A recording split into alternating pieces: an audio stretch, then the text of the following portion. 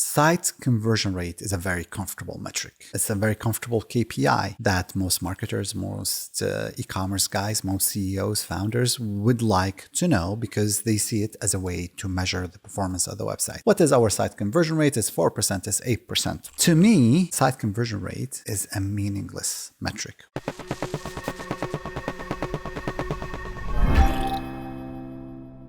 Which is funny, that comes from a company that works consistently on optimizing conversion rates. And let me tell you why I think it's a useless metric and how many people don't really understand it and take comfort in something that they should not take comfort in. Let's take two sites. Let's take a site that has 100 visitors a month and 7 conversions. What's the site conversion rate in this case? 7%. You ask the site operator, you ask the VP, you ask the owner, you ask the founder, and it's like, oh, we have a 7% conversion rate. Great. I'm going to jump into a different site, and that site, and I'm just simplifying the number, let's say they get 10,000 visitors and they have 700 orders. What is the site conversion rate in this case? 7%. One 7% is not the same as the other 7%. And let me demonstrate even more clearly. Each one of those two sites gets one more conversion. That's it. So for the first site, the conversion rate, now they had 8 orders out of 100 visitors. And guess what the conversion rate became?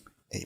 Let's go to our second site. They have 700 orders. Now they have 701 orders out of 10,000 visitors, and the conversion rate is 7.01%. That's the reason merely saying a conversion rate doesn't make a whole lot of sense. There's usually what we call a confidence interval, a range for the conversion rate. Now, most people are not aware of that. Lots of people are more comfortable throwing a number out to say, oh, well, our site conversion rate is 4%. So that's the very first thing. The other thing that we really look at is you need to segment desktop versus mobile. I don't care about the site conversion rate. What I want to know is your desktop conversion rate, your mobile visitors conversion rate. I want to distinguish between those two because most of the time the conversion rates are very different. And it's interesting because in the US, most sites report that their mobile conversion rate is at 60% of their desktop conversion rate. You go to other countries and sometimes no, the mobile conversion rate is the leading indicator, the leading KPI, and the desktop is what's trying to catch up. Especially in China, for example, mobile is the leading conversion rate, desktop is trying to catch up. So that's the second thing. Let's forget about the site conversion rate. Let's segment it into desktop versus mobile. The third thing for us as optimizers, and this might be a bit much to ask, but if you are serious about digital marketing, if you are a VP of e-commerce, this is what you need to think about. The overall conversion rate, whether it's on mobile or desktop, is made up of the visitor going through different steps. The visitor must land on your website. The visitor must take a look around the landing page and then say, yes, I like this site, and then continues, and they go to the product page and they look at it and say, yeah, I'm the right product, right price. They click on the add to cart, and then they go to the cart and they say, oh yes, okay, I'm going to start the checkout. They go through the checkout, they place an order. The visitor must say yes, many smaller yeses that the visitor has to go through, micro conversions. Now, this matters a lot because when we measure a site performance, we actually looking at the conversion rate for each one of those steps. And that's what matters to me. I want to look at mobile PDP. I want to look at desktop PDP. I want to look at the cart page conversion rate. I want to look at the category page conversion rate. I want to look at the checkout process conversion rate. I'm no longer interested in a single metric for desktop or mobile. I actually break it down into 4 or 5 other metrics that I'm evaluating. That gives me a much better view of how my site is performing. Lots of times people come and tell me, well, I want to increase my conversion rate by 50%. Is that doable or not? I tell them, I don't know. Your conversion rate is made up of several metrics. It's made up as a result of different steps. It starts with the traffic that you bring into the website, and then we go through the different steps. There's 5 steps: traffic, landing page, category pages, product pages, cart, and checkout. And I'm always talking about e-commerce. Each one of those could impact your conversion rates. You start giving me useless traffic, and guess what happens? I cannot fix the rest of the funnel. So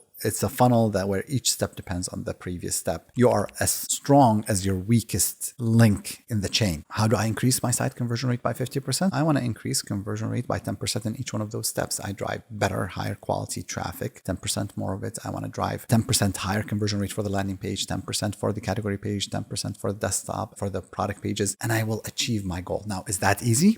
not easy. It's easy in theory until you start testing and you start tweaking and you start like kind of thinking about that. That's the reason I'm always weary when people just say, my site conversion rate is 2%. And I'm also very surprised when one of the first questions that I ask people, what's your mobile conversion rate? What's your desktop conversion rates? Most people can throw and tell me their site conversion rates at the top level. And the minute we start segmenting it, they have this puzzled look and they're like, oh, let me look at analytics. No, you should not be looking at analytics. This is a metric that you should be looking at every day and evaluating every day.